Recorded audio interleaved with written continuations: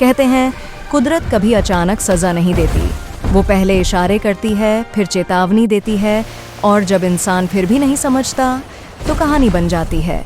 यह कहानी है एक ऐसे गांव की जो कभी बहुत साधारण था, लेकिन एक सर्दी ने उसे सोचने पर मजबूर कर दिया।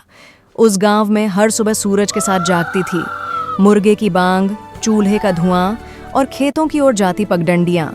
लेकिन उस दिन सुबह कुछ अलग थी। हवा में अजीब सी सन्नाटे वाली ठंड थी, ऐसी ठंड जो सिर्फ शरीर को नहीं दिल को भी जमा दे। लोग जैसे ही बाहर निकले, उन्होंने महसूस किया कि आज ठंड हद से ज्यादा है। दिन चढ़ा लेकिन खेत सूने रहे, हल खड़ा था लेकिन हाथ नहीं बढ़े। मजदूरों ने कोशिश की पर उंगलियां सुन्न हो गईं।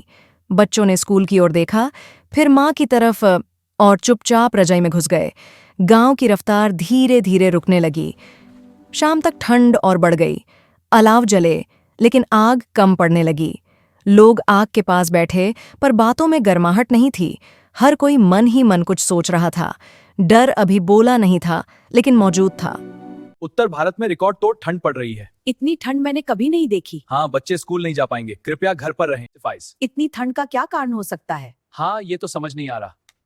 किसी ने टीवी चालू किया। न्यूज की आवाज उस सन्नाटे को चीरती हुई आई। इस बार ठंड सारे रिकॉर्ड तोड़ चुकी थी। मौसम वैज्ञानिक इसे असामान्य बता रहे थे। अखबारों में भी यही लिखा था, मौसम बदल रहा है। गांव वालों ने एक दूसरे की ओर देखा, हर चेहरे पर डर था। और फिर अगली सुबह आसमान से कुछ सफेद गिरा। पहले किसी ने ध्यान नहीं दिया, फिर देखा हथेली पर पिघलता हुआ बर्फ का कण। थोड़ी देर में पूरा गांव सफेद होने लगा। छतें, पेड़, रास्ते, गांव में बर्फ गिर रही थी। ये दृश्य सुंदर भी था और डरावना भी। बच्चे सिमट गए, बुजुर्ग चुप हो गए। किसी ने कहा, ऐसा पहले कभी नहीं हुआ। ठंड अब कहानी नहीं रही, खतरा बन चुकी थी। इसी भीड़ में एक छोटा बच्चा खड़ा था। वह ध्यान से सब देख रहा था। उसकी आंखों में डर नहीं, समझ थी। उसने स्कूल में कुछ पढ़ा था जो आज उसके सामने जी रहा था। उस बच्चे ने समझा कि यह सब अचानक नहीं हुआ। उसने किताबों में पढ़ा था कि जब इंसान पेड़ काटता है, हवा गंदी करता है, तो धरती का संतुलन बिगड़ता है। धरती कभी बहुत ज्यादा गर्म हो जाती है तो कभी असहनीय ठंडी। उसे यह भी याद था कि मास्टर जी ने बताया था, जब तापमान गड़बड़ होता है तो बारिश भी काबू से बाहर हो जाती है। कभी महीनों सूखा तो कभी एक ही दिन में सब कुछ बहा देने वाली बारिश। बच्चे की बातें किसी ने काटी नहीं। गांव वाले पहली बार पूरी तरह चुप थे। उन्हें एहसास हो गया कि समस्या आज की नहीं थी, सालों की थी। उन्हें याद आया कैसे पेड़ कटे थे, कैसे नदियां गंदी हुईं, कैसे धुआं आसमान तक पहुंच गया।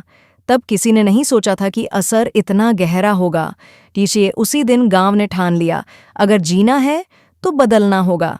पेड़ लगेंगे, प्रदूषण घटेगा, धरती का ख्याल रखा जाएगा। ठंड अभी भी थी, बर्फ भी, लेकिन अब गांव कांपते हुए भी हार नहीं मान रहा था, क्योंकि अब उन्हें वजह पता थी। यह कहानी सिर्फ उस गांव की नहीं, यह हमारी है।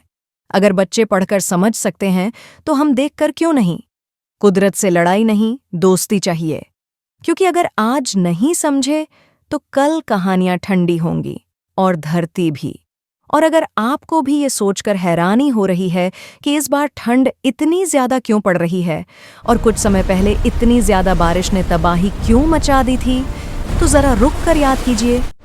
याद कीजिए कैसे पहाड़ों को काट दिया गया, कैसे हरे भरे जंगल सिर्फ तस्वीरों में रह गए।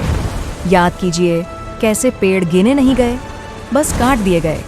जब पहाड़ कमजोर होते हैं तो बारिश रुकती नहीं, सब कुछ बहा ले जाती है। और जब पेड़ नहीं रहते तो न गर्मी रुकती है न ठंड।